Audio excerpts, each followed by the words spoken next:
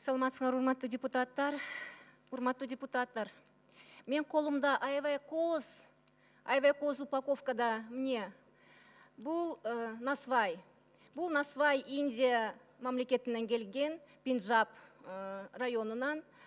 Аябай кооз пакеттерге салынып, азыр биздин ар бир дүкөндөрдө, супермаркеттерде сатылат. Биз өзүбүздүн тамекинин составын билбейбиз. Bunun içinde dağı, qanday составын билбейбиз. А балким bunun içinde наркотик. Biz билбейбиз.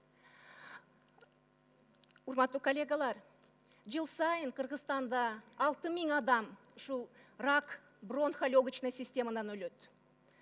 Көптөгөн биздин балдарыбыз, өспүрүм балдарыбыз кальянга, кафелерге барып, 14 жашар, 15 жашар, 16 жашар балдарыбыз кальянды уже мындай татып көргөн.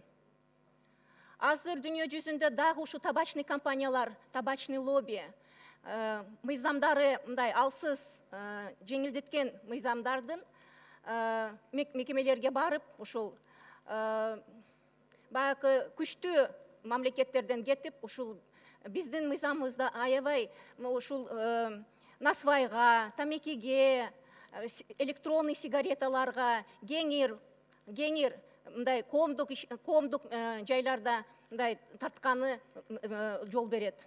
Келгиле, биз өзүбүздүн балдарыбызды ойлобойлукпу? Мен ойлойм, биз бул маселе боюнча катуу туруп бериш керекпиз. Урматтуу коллегалар, биз алкоголь производствоны да азайтыш керекпиз. Мына жылына любой дүкөнгө кирсеңиз, түрдүү алкогольдук ичимдер сатылат. Келгиле, биздин элибиздин ден соолугун ойлобойлукпу? Мына бунун мен сиздерге көрсөткөн упаковкада бир да акцизный маркасы жок. Кайрадан агитация кылып атат. Тамекини жыттуу даамын ырахат алыңыз депчи.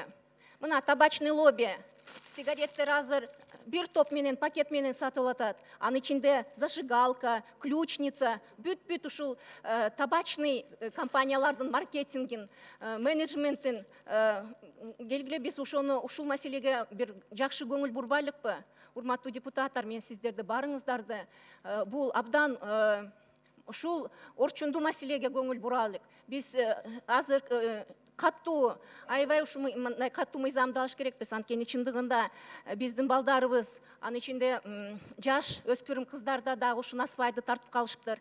Биздин айымдар дагы, биздин исследованияны жасасак, көбү 45% ушу тамекини тартат экен. Бирок биздин менталитетке да жакын, мен ойлойм, бул башка цифра, чоң цифра.